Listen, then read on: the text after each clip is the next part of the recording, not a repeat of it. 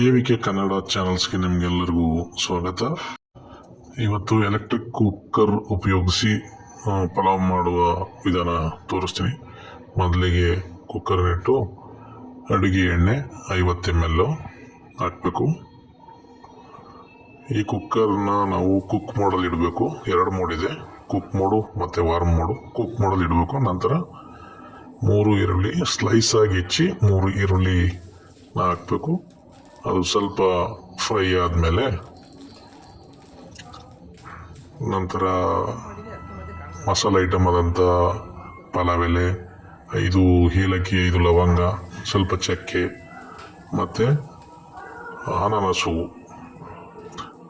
ಇಷ್ಟನ್ನು ಹಾಕಿ ಸ್ವಲ್ಪ ಫ್ರೈ ಮಾಡಬೇಕು. ನಂತರ ಸ್ವಲ್ಪ ಕಸೂರಿ ಮೆಂತ್ಯನ್ನು ಹಾಕಿ ಫ್ರೈ ಮಾಡಬೇಕು. ಮತ್ತು 2 ಸ್ಪೂನು ಮನೆಯಲ್ಲೇ ಮಾಡಿದ ಶುಂಠಿ ಬೆಳ್ಳುಳ್ಳಿ ಪೇಸ್ಟ್ ಅದನ್ನು ಹಾಕಬೇಕು.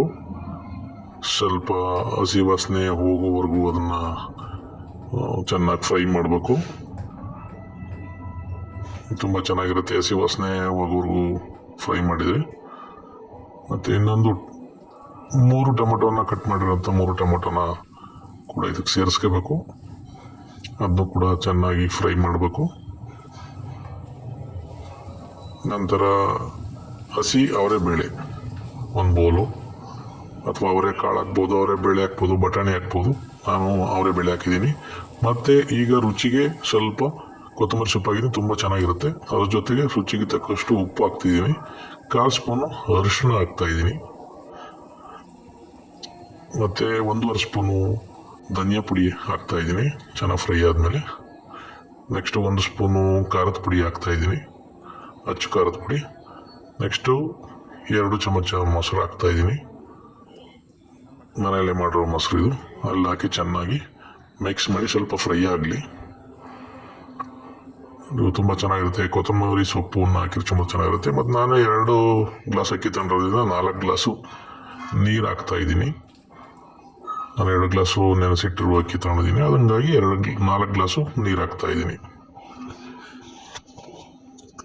ಸ್ವಲ್ಪ ಮಿಕ್ಸ್ ಆದಮೇಲೆ ಅರ್ಧ ಗಂಟೆ ನೆನೆಸಿಟ್ಟಿರುವ 2 ಗ್ಲಾಸು ಅಕ್ಕಿ ಅದನ್ನು ನಾನು ಇವಾಗ ಹಾಕ್ತಾಯಿದ್ದೀನಿ.